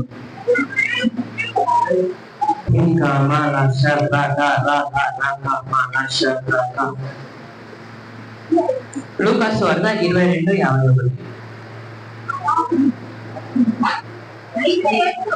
అయితే యేసు ఈ మట్టుకు తాళనని చెప్పి వాని చెవి మొట్టి బాగు చేశాను. హల్లెలూయా. ఇక్కడ చూసినట్లయితే ఎవరి చెవిని మొట్టి దేవుడు బాగు చేసినాడంట? అక్కడ యేసు ప్రభువును పట్టుకొని పోవాలని రోమా సైనికులు వస్తున్నారు. రోమా సైనికులు వచ్చిన తర్వాత అక్కడ పేతురు ఏం చేస్తున్నాడంట? పేతురు కత్తితో ఏం చేస్తాడు? చెవిని నరుకుతాడు. నరికిన తర్వాత దేవుడు ఏం చేస్తాడంట? చెవిని బాగు చేస్తున్నాడు. అది ఎవరి చెవి? యేసుకు మంచి చేయడానికి వచ్చిండే చెవా? కాదు. యేసు ప్రభువుని పట్టుకొని వెళ్ళి సిలువకు వేద్దామని వచ్చిన అతని మల్కి అనే ఒక సైనికుని చెవిని పేతురు నరుకుతాడు. కానీ దేవుడు ఏం చేశాడంట? శత్రువులకు కూడా మేలు చేసే దేవుడు ఉంటున్నాడు. హల్లెలూయా. అదే విధంగా దేవుని నమ్ముకున్న మనము, దేవుని విశ్వసించిన మనకు దేవుడు ఏం చేశాడంట? ఆయన మేలే చేసేవాడు ఉంటున్నాడు. ఆయన కోల్పోయిన వాళ్ళన్నింటినీ కూడా ఆయన ఇచ్చేవాడుగా ఉంటున్నాడు. కోల్పోయిన ఆరోగ్యాన్ని ఇస్తాడు, కోల్పోయిన సంతోషాన్ని ఇస్తాడు, కోల్పోయిన సంవత్సరాలని దేవుడు అనుగ్రహించేవాడు ఉన్నాడు, కోల్పోయిన గౌరవాన్ని మర్యాదను కూడా దేవుడు ఇవ్వడానికి సర్వశక్తి మంత్రిగా ఉంటున్నాడు. హల్లెలూయా, హల్లెలూయా. యోసేపును ఎప్పుడైతే ఆ యొక్క పోతిఫర్ యొక్క భార్య అవమానించిందో, యోసేపుకు అందరి మధ్య కూడా ఏమైందంట, యోసేపును ఒక రేపిస్ట్ లాగా, యోసేపు అంటే ఒక వుమనైజర్ లాగా అందరూ కూడా చూస్తున్నారు. కానీ యోసేపును ఎప్పుడైతే దేవుడు హెచ్చించినాడో, యోసేపు యొక్క ఐడెంటిటీ ఏమైందంట, మారిపోయింది. ఐడెంటిటీ అంటే ఏమంటారు, యోసేపును అందరూ కూడా చూసే విధానము మారిపోయింది. హల్లెలూయా. అదే విధంగా నీవు చేయరాని పని చేసి, దేవునికి అవిధేయుడవై, దేవునికి ఇష్టం లేని పని చేసి, నీవు నీ యొక్క మర్యాదను, గౌరవాన్ని, నీ యొక్క సిగ్గును అంతటిని కూడా అవమానం పొందుకొని అంతటిని కూడా కోల్పోయినవేమో. కానీ దేవుడు ఏం సెలవిస్తున్నా అంటే, కోల్పోయిన నీ యొక్క అవమానానికి ప్రతిగా, నీకు వచ్చిన అవమానానికి ప్రతిగా రెండంతలుగా ఆయన ఘనపరిచే వాడుతున్నాడు. హల్లెలూయా, హల్లెలూయా. మన దేవుడు ఎటువంటి దేవుడు అంటే, కుమారుడు తప్పు చేసినప్పుడు తండ్రి ఏం చేస్తున్నాడు, చిన్న కుమారుడు ఏం చేస్తాడు, తప్పు చేసి ఆశంతా కూడా తీసుకొని పోయి చేయకూడని పనులను చేసి పాడు చేసి కుమారుని దగ్గరికి వస్తున్నాడు. కుమారుని దగ్గరకు వచ్చినప్పుడు దేవుడు ఏం చేస్తున్నాడు, కొడుతున్నాడా, కట్టి తీసుకొని రారా, వచ్చినావు, ఇప్పుడు తండ్రి గుర్తొచ్చినాడా నీకు, ఇన్ని రోజులు ఏం చేసినారా, ఇన్ని రోజులు నేను గుర్తు రాలేదా, ఇన్ని రోజులు చేసిన పని ఏంటి, ఇప్పటి నుంచి నా ఇంట్లో అడుగు కూడా పెట్టలేదు అని చెప్పినాడా, లేదంటే దూరంగా ఉంటున్నప్పుడే తండ్రిపై గౌరవించుకున్నాడా? దూరం మాట్లాడాలండి మీరు. దూరంగా ఉన్నప్పుడే తండ్రి పోయి కౌగలించుకున్నాడు. హల్లెలూయా. అదే విధంగా మన దేవుడు కూడా, మనం ఒకవేళ దేవునికి ఇష్టం లేని పని చేసినా సరే, దేవుడు ఏం ఆశిస్తున్నాడంటే, నా దగ్గరికి ఎప్పుడు బిడ్డ వస్తుందా అని దేవుడు ఆశిస్తున్నాడు. హల్లెలూయా, హల్లెలూయా. మనము నిన్ననే తెలుసుకున్నాం, నిన్న వచ్చిన వారికి అర్థమైంటుంది, మనము దేవుని ఆత్మ ద్వారా నడిపించబడుతున్నాం కనుక మనము శరీరం ద్వారా నడిపించబడము. మనము యేసు క్రీస్తు మూలకంగా లోకమును జయించి ఉన్నాం కనుక మనము పాపము చెయ్యము. ఒకవేళ దేవునికి ఇష్టమైన కార్యం చేసి పాపము చేసిన తర్వాత మనం ఏం చేయాలా, మనము అపరాధ భావంతో అక్కడే ఉండకూడదు, కానీ దేవుని దగ్గరికి రావాలా. హల్లెలూయా. ఎగ్జాంపుల్ చెప్తా, అశోకన్న నీ కూతురు బయటికి పోవద్దని చెప్పిండు, బయటికి పోయి కింద పడుతుంది, కింద పడినాక ఇంట్లో రావాలా, లేదంటే అక్కడి నుంచి అక్కడికి వెళ్ళిపోవాలా, ఇంటి దగ్గరికి రావాలా. హల్లెలూయా. అదేవిధంగా దేవుని యొక్క ఆశ ఏంటంటే, మనము దేవునికి అవిధేయులయ్యి మనం ఏమైనా నష్టపోయినా సరే తిరిగి దేవుని దగ్గరికి రావాలని ఆశ. ఇప్పుడు పడిపోయి గాయం చేసుకొని పాప వస్తుంది, పాప నువ్వేం చేస్తావు, వెంటనే బ్యాండేజ్ చేసి ఆ గాయాన్ని ఏ విధంగా సరే మాన్పాలా అని ఆశపడతారు. హల్లెలూయా. దేవుని వాక్యం ఏం తెలుస్తుందంటే, ఈ లోకంలో ఉంటున్న చెడ్డ తల్లిదండ్రులే పిల్లలకు మంచి ఈవులను అనుకుంటున్నప్పుడు, దేవుడు ఈ లోకంలో ఎంత మంచి తల్లిదండ్రులు ఉన్నా సరే వారందరికంటే మంచి తండ్రి ఎవరంట, యేసయ్య. మనము బయటికి పోయి కోల్పోయి పోగొట్టుకుని వచ్చిన తర్వాత వాటినంతటి కూడా తిరిగి ఇచ్చేది ఎవరంట, యేసయ్య. హల్లెలూయా. ఏ తండ్రి కూడా తప్పు చేసిన తర్వాత బిడ్డ నాశనం అయిపోవాలా, తప్పు చేసిన తర్వాత బిడ్డ నష్టపోవాలని ఏ తల్లిదండ్రి కూడా అనుకోరు. అదే విధంగా నా దేవుడైన యేసయ్య కూడా, మనము దేవుడికి అవిధేయులయ్యి మనము దూరంగా పోయినప్పుడు నాశనం అయిపోవాలని దేవుడు కోరుకోవట్లేదు, కానీ తిరిగి వస్తే తిరిగి రెస్టోర్ చేసి కోల్పోయినంత కూడా ఇవ్వాలని దేవుడు అనుకుంటున్నాడు. హల్లెలూయా. కోల్పోయినవన్నీ నాకు ఇచ్చుటకును, బాధలాడుడి కోల్పోయినవన్నీ నాకు ఇచ్చుటకును, బాధలాడుడి బ్రతికించుటకును, నీవే రాకపోతే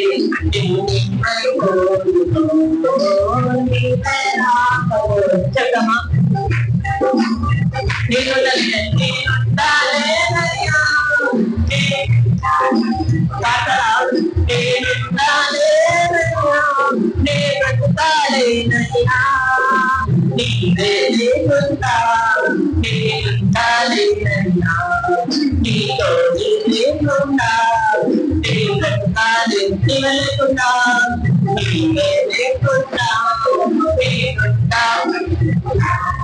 నీ తోడే లేకుండా రాజా నీ సన్నిధిలోనే ఉంటానయ్యా మనసారా రాజా నీ సన్నిధిలోనే ఉంటానయ్యా మనసారా ప్రత్యేకానయ్యా మనసారా ప్రత్యేకానయ్యా మనసారా హల్లెలూయా. దేవుని యొక్క హస్తము ఏం చేస్తుంది చెప్తారా ఇంకొకసారి? నేను వాక్యం చెప్తున్నానంటే అందరిలో దూరం తరకు నేను వదిలిపెట్టుకోను అనమాట. సో దేవుని యొక్క హస్తము ఏం చేస్తుందంట? సాహస కార్యములను చేస్తుంది. చెప్పండి, సాహస కార్యములను దేవుని యొక్క హస్తము జరిగిస్తుంది. హల్లెలూయా. పక్కన సేకరించి చెప్పండి, మీ జీవితంలో అబ్బా కరోనా పోయింది అందరూ ఇలా మీ జీవితంలో దేవుని యొక్క హస్తము సాహస కార్యములను చేస్తుంది. హల్లెలూయా. రెండవది ఏం తెలుసుకున్నాము? పక్కన సేకరించి ఇది కూడా చెప్పండి, దేవుని యొక్క హస్తము పనికిరాని నిన్ను పనికొచ్చే పాత్రగా చేస్తుంది. విలువలేని మీ జీవితానికి విలువను ఇస్తుంది. మూడోది ఏం నేర్చుకున్నాము? దేవుని యొక్క హస్తము ఇయ్యని చేకనేది కొంచెం చేతులు అట్లా గట్టి పడుకొని దేవుని యొక్క హస్తము నిన్ను కాపాడుతుంది. దేవుని యొక్క హస్తము నీవు అడిగినంత ఇస్తుంది. దేవుని యొక్క హస్తము నిన్ను ఉన్నతమైన స్థానంలో ఉంచుతుంది. దేవుని యొక్క హస్తము కోల్పోయినవన్నిటినీ తిరిగి సమకూరుస్తుంది. హల్లెలూయా. దేవుని వాక్యం అర్థమైందండి? అర్థమైన వారు బిగ్గరగా హల్లు చెప్తారా? దేవుని వాక్యం మాట్లాడిందని వారు బిగ్గరగా హల్లు చెప్తారా? హల్లెలూయా. హల్లెలూయా. మన జీవితంలో ఒకటి శ్రమ గాని ఒక సమస్య గాని ఏమైనా వచ్చిందంటే దానికి అర్థము ఏంటంటే ముందు నీకు ఒక అద్భుతం జరుగుతుందని అర్థం. హల్లెలూయా. దావీదు గెలవాలంటే ఎవరు రావాలా? గొల్లియాతు రావాలా? హల్లెలూయా. యోసేపు రాజుగా మార్చబడాలంటే యోసేపు ఎక్కడికి వెళ్ళాలా? గోతిలోనికి వేయబడాలా, చెరసాలలోనికి వెళ్ళాలా. తర్వాత దానియేలు ఇంకా హెచ్చింపబడాలంటే దానియేలు ఎక్కడికి వెళ్ళినాడు? సింహపు గుహలోనికి వెళ్ళినాడు. షడ్రక్ మేషక్ అబేద్నెగోలు హెచ్చించబడడానికి ముందు ఎక్కడికి వెళ్ళారంట? అగ్ని గుండంలోనికి వెళ్ళినారు. హల్లెలూయా. ఇంకా ఏమైనా ఎగ్జాంపుల్స్ ఉన్నాయా? ఎప్పుడైతే మొర్దెకై హామాన్ ఉన్నారు కదా, మొర్దెకై హెచ్చించబడాలంటే హామాన్ లాంటి వాళ్ళు ఏం చేయాలా? కుట్రలు చెయ్యాలా. హల్లెలూయా. మన జీవితంలో మనల్ని ఎవరు దించాలని చూసినా, మన జీవితంలో ఎవరు పడేయాలని చూసినా, ఎవరు రోగుల గుంతలోనికి వాళ్ళే పడతారు. హల్లెలూయా. ఎందుకంటే మన జీవితంలో యేసయ్య ఉన్నాడు. యేసయ్య మనతో ఉన్నాడు కనుక ఏ యొక్క శత్రువు కూడా మనకు ఎదురుగా వచ్చి నిలబడలేడు. మనకు విరోధంగా రూపించబడిన ఏ యొక్క ఆయుధము కూడా వర్తిల్లదు. దేవుడు మనల్ని హెచ్చించబోద్ది, దేవుడు మనల్ని ఆశీర్వదించబోద్ది. అసూయ పడే వాళ్ళు ఉంటారు, మనకు హాని చేయాలని చూస్తారు. కానీ దేవుడు మన పక్షాన ఉన్నాడు కనుక ఎటువంటి హాని కూడా చేయలేదు. దేవుని యొక్క శాశ్వతమైన ప్రణాళికలు మాత్రమే మన జీవితంలో నెరవేరే తీరుతాయి. నమ్మేవారు అది చెప్పండి, ఆమె చెప్పండి, చెప్పండి. హల్లెలూయా. ఈ రోజు దేవుడు సాధారణంగా ప్రతి కుటుంబాన్ని కూడా నాశనం చేసి ఉన్నాడు, లయం చేసి ఉన్నాడు, నిన్ను తోడు హెచ్చించుకున్నాడు. దేవుడు నిన్ను గొప్పగా ఆశీర్వదించుకున్నాడు. ఆయన ఆల్ఫా ఒమేగా అయిన దేవుడు నీకు తోడుగా ఉన్నాడు కనుక ఆయన ఆజ్ఞలేని ఏ ఒక్క బిడ్డకు కూడా రాలేదు కనుక నీ యొక్క జీవితంలో ఎవరు ఏమి పన్నగాలు పడినా దేవుడు నిన్ను హెచ్చించి తీరుతాడు. అంతే. ఆమేన్, ఆమేన్. ఇంకొకటి బైబిల్లో ఒక సన్నివేశాన్ని ఇంకోసారి చెప్పి ఈ వాక్యాన్ని ముగించాలని అనుకుంటున్నాను. యేసు ప్రభు పుట్టిన తర్వాత హేరోదు రాజు ఒక ఆజ్ఞను తీసుకొని వచ్చినాడు. ఏం ఆజ్ఞను తెచ్చినాడు? పసిపిల్లలందరినీ కూడా చంపేయాలని ఆజ్ఞను తెచ్చినాడు. తర్వాత మోసే పుట్టిన తర్వాత అక్కడ ఫరో రాజు ఏ ఆజ్ఞను తెచ్చినాడు? మగపిల్లలందరినీ కూడా ఇశ్రాయేలు వారికి పుట్టిన మగపిల్లలందరినీ కూడా చంపాలని ఆజ్ఞను తీసుకొని వచ్చినారు. ఇక్కడ చూసినట్లయితే అక్కడ యేసు ప్రభు కాలంలో యేసు ప్రభు తప్ప మిగిలిన పిల్లలందరూ కూడా చనిపోయినారు. ఇక్కడ మోసే కాలంలో మోసే తప్ప మిగిలిన పిల్లలందరూ కూడా చనిపోయినారు. కానీ దేవుని చిత్తంలో ఉండే మోసే, దేవుని చిత్తంలో ఉన్న యేసు ప్రభువుని ఎవరు కూడా ముట్టలేకపోయినారు. అదే మోసే ఎక్కడ పెరిగినాడంట? రాజమహల్లో పెరిగినాడు. హల్లెలూయా. మనకు విరోధంగా చాలా రావచ్చు, చాలా లేయచ్చు, కానీ మన పక్షాన ఉన్న యేసయ్య బలవంతుడు, గొప్పవాడు కనుక ఎటువంటి శత్రు యొక్క ఆయుధాలు మనకు పని చేయకపోగా మనకు ప్రమోషన్ వస్తుంది. మనకు రాజు మీద గృహాలు మనం పెరిగే వారిగా ఉంటాము. మనకు విరోధంగా రూపించబడిన ఏ యొక్క ఆయుధము వర్తిల్లదు. మీ బిడ్డకు విరోధంగా రూపించబడిన ఏ యొక్క ఆయుధం కూడా వర్తిల్లదు. మన సంతానం పక్షాన దేవుడు ఉన్నాడు కనుక ఆయన మనల్ని స్థిరపరిచి హెచ్చించి గొప్ప కార్యములను చేసి తీరుతాడన్న చెప్తారా? ఆమేన్, ఆమేన్, హల్లెలూయా. చిన్న మనుషులలో గొప్ప ప్రభుగా వస్తే గొప్ప గొప్ప అద్భుతాలు జరుగును. మీ హృదయంలో గొప్ప ప్రభుగా వస్తే మీ వల్ల అన్ని జరుగును అని ఒకసారి పాడుకుందామండి. దావీదు ఎవరంట? చిన్న దావీదే. కానీ చిన్న దావీదుతో ఎవరున్నారంట? యేసయ్య ఉన్నాడు కనుక దావీదు జీవితంలో ఏమైందంట? గొప్ప కార్యాన్ని చేసినాడు. ఆ దేశంలో ఎవ్వరు కూడా చేయలేని పనిని ఎవరు చేసినారు? దావీదు చేసినాడు. హల్లెలూయా. గొల్యాతు ఏం చేస్తున్నాడంట? 40 రోజులుగా వస్తున్నాడు. మీ దేశంలో ఎవరైనా దమ్ముండేవాడు ఒక్కడుంటే నన్ను చంపండి, నన్ను చంపితే మీ దేశాన్ని వదిలేస్తా, లేదంటే మీ దేశము మాకు లొంగిపోవాలి, సరెండర్ అయిపోవాలని గొల్యాతు ఏం చేస్తున్నాడు? ఛాలెంజ్ చేస్తున్నాడు. 40 రోజులు ఇశ్రాయేలు దేశంలో ఉంటున్న గొప్ప గొప్ప సైనికులు, గొప్ప గొప్ప రాజులు ఎవరు కూడా ఏం చేయలేదు? గొల్యాతును జయించడానికి, ఓడించడానికి రాలేదు. కానీ ఒక చిన్న దావీదు ఎందుకు వస్తున్నాడు? ఆ చిన్న దావీదు దేనిని బట్టి వస్తున్నాడు? జీవము గల దేవుని ప్రజలను తిరస్కారంగా మాట్లాడడానికి సున్నతి లేని ఏ ఫిలిస్తీయుడు ఏ పాటి వాళ్ళని ఎవరంటున్నారంట? చిన్న బాలుడైన దావీదు అంటున్నాడు. హల్లెలూయా. మీరు చిన్నవారిగా ఉండొచ్చు, కానీ మీ పక్షాన గొప్ప దేవుడుగా ఉన్నాడు కాబట్టి ఆయన ఏం చేస్తాడంటే గొప్ప కార్యాలను చేస్తాడు. హల్లెలూయా. పాడుకున్నాం ఈ పాట. ఈ కొత్త పాట చిన్న మనుషులను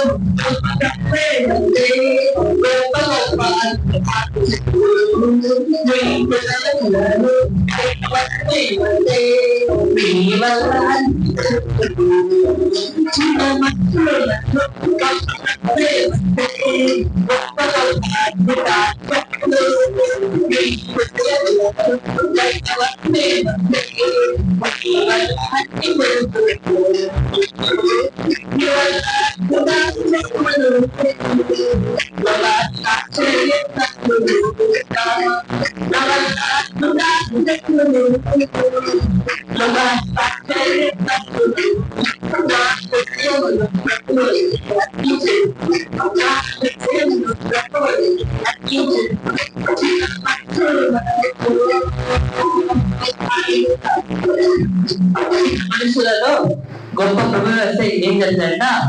గొప్ప గొప్ప కార్యాలు జరుగుతాయి. రాక్షసుని చూసి సైన్యం పరుగులు తీసి దాచు కొనెను, వచ్చిన దావీదు చెవిగా జయించెను రాయిని విసిరగా. హల్లెలూయా. ఒకసారి లేచి పట్టి డాన్స్ చేద్దామా? చిన్న మనుషులలో గొప్ప ప్రభువు వస్తే గొప్ప గొప్ప అద్భుతాలు జరుగుతాయి. సింపుల్.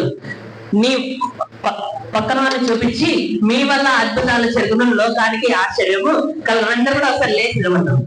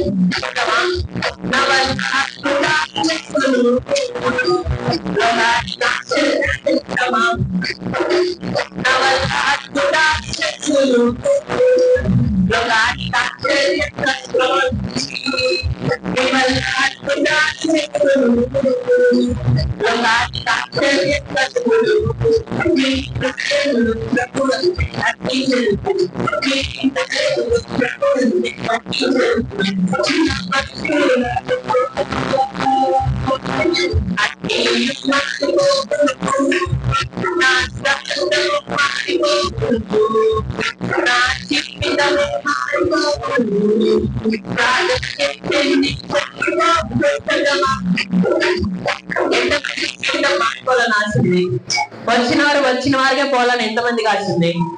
దేవుడు ఏదో ఒక కార్యం నా జీవితంలో చేయాలని ఎంతమందికి ఆశ ఉంది?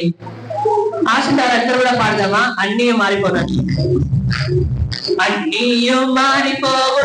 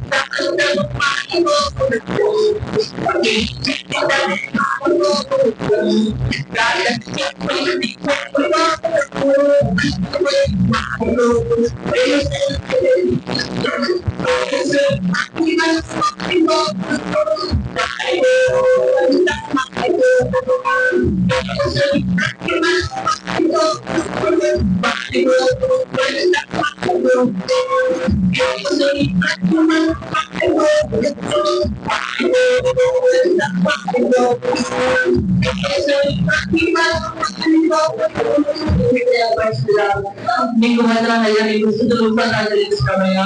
దేవా యేసయ్యా, నీ బిడ్డలు ఆశతో వచ్చిస్తున్నారయ్యా. దేవా యేసయ్యా, నీ అర్థం సహాయకులు చేసే అర్థమయ్యా. ప్రతి ఒక్కరి జీవితాన్ని కూడా మార్చి వేయనులాగా, ప్రతి ఒక్కరి జీవితాన్ని కూడా మార్చి వేయనులాగా, వీడియో జీవితంలో ఏ శ్రమల చేత, ఏ నష్టముల చేత, ఏ ఇంతల చేత, ఏ ఇబ్బంది చేసినట్టుగా నీ అర్థం నేర్పించులాగా, ప్రతి ఒక్క ఏపు నుంచి నేర్పించులాగా, ప్రతి ఒక్క ఇబ్బంది నుంచి నేర్పించులాగా, ప్రతి ఒక్కరి కూడా ఆరోగ్యం కలుగులాగా, స్వస్థత కలుగులాగా, సమాధానం కలుగులాగా, ఆశీర్వాదం కలుగులాగా. దేవా యేసయ్యా, ఎవరైతే పాపంలో బలహీనతల్లో ఉంటున్నారో వారందరి జీవితంలో గొప్ప మార్పు తెచ్చుకోగా ఏంటి వారు ఈ లోకంలో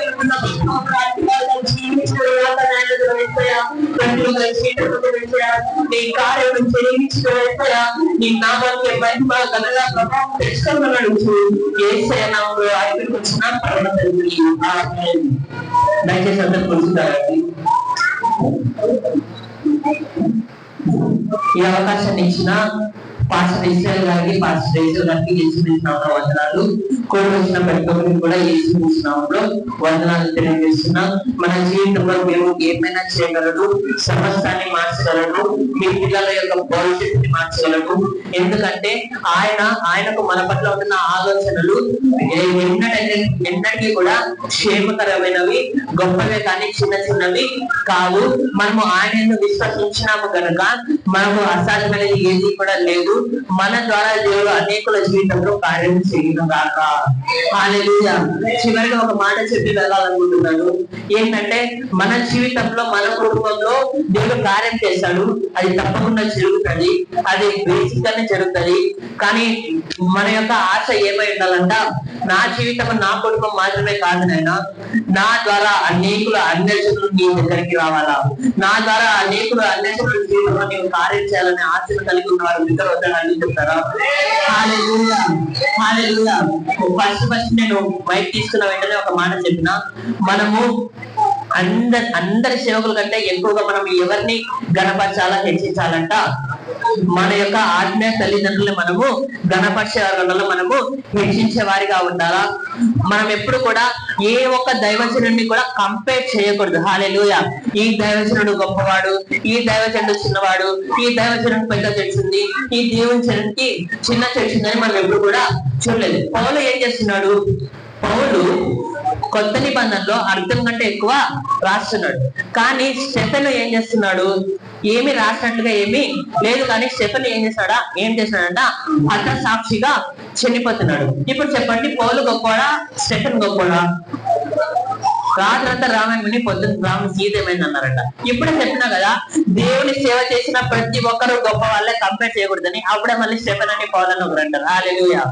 కాబట్టి దైవజనులందరూ కూడా గొప్పవారే, ఎందుకంటే వారు దేవుని సేవ చేస్తున్నారు. కానీ మన ఆత్మీయ తల్లిదండ్రులు మనకు ఏమైనా సరే చివరి వరకు ఉండేది మన ఆత్మీయ తల్లిదండ్రులే కనుక మనకు ప్రప్రథమైన ప్రాధాన్యత మన ఆత్మీయ తల్లిదండ్రులు మాత్రమే ఇయ్యి ఉండాలి. హల్లెలూయా, హల్లెలూయా. నాకు తెలిసి ఈ సంఘంలో ఉంటున్న వారందరూ కూడా ఆత్మీయ తల్లిదండ్రులకే ప్రాధాన్యతనిస్తారు. ఈ సంఘంలో ఉంటున్నారు, ఈ సంఘానికి తప్ప వేరే సంఘానికి వీరి కానుకలు కానీ దశభాగాలు కానీ వెళ్ళమని నేను నమ్ముతున్నాను. ఎందుకంటే తండ్రిని మనం ఏం చేయాలంట, ఇతరుల దైవజనుల్ని గౌరవించాలా.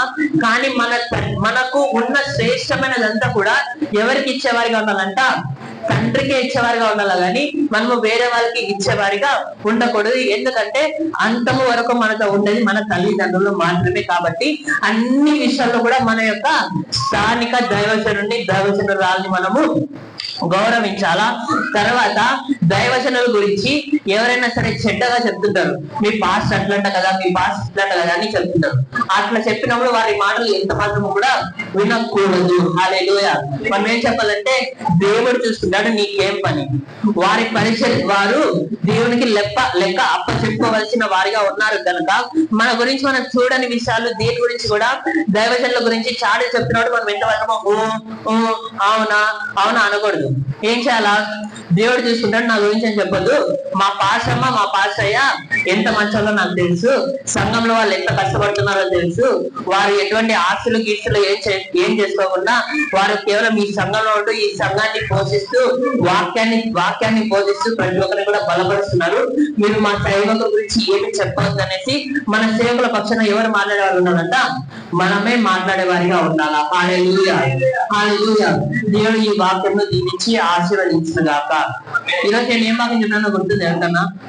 2 మాటలు చెప్తారా? ఇంకా వదిలేస్తాం, మిమ్మల్ని చెప్తే వదిలేస్తాను, అంటే మళ్ళీ ఇంకో గంట ప్రసంగం చేస్తాం. ఈరోజు వాక్యం ద్వారా ఏం నేర్చుకున్నారు? దేవుని యొక్క హస్తము. దేవుని యొక్క హస్తము ఏం చేస్తుంది? సాహస కార్యములు చేస్తుంది. ఇంకా పనికిరాని వాళ్ళని పనికొచ్చే వాళ్ళగా చేస్తుంది. ఆయన ఒక హస్తము కాపాడుతుంది. ఆయన ఒక హస్తము అన్నిటిని కూడా సమకూరుస్తుంది. కోల్పోయిన వాళ్ళన్నింటినీ కూడా ఇస్తుంది. మనము దేనికి వ్యతిరేకంగా దూరంగా పోయినా సరే తిరిగి వస్తే ఆ యొక్క హస్తము కోల్పోయిన వాళ్ళన్నింటినీ కూడా సమకూరుస్తుంది. హల్లెలూయా, హల్లెలూయా. ఈ యొక్క వాక్యము దేవుడు దీవించి ఆశీర్వదించిన గాక. ఆమేన్. Thank you brother.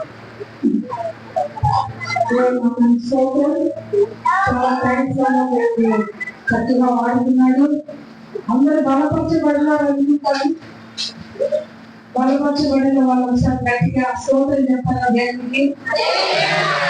దేవుడు పనికిరాని వాళ్ళని పనికొచ్చే మాటగా వాడుకుంటారు.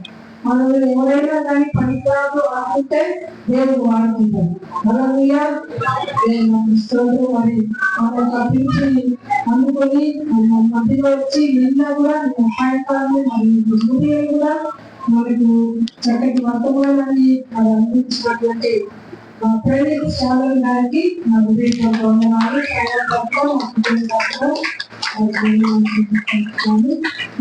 ఇంకా కూడా అలా మాట్లాడుకోవాలి. ఈ కూడా ప్రేరేపించండి. వాళ్ళని వాడుకోవాలని. సరే సమయంలో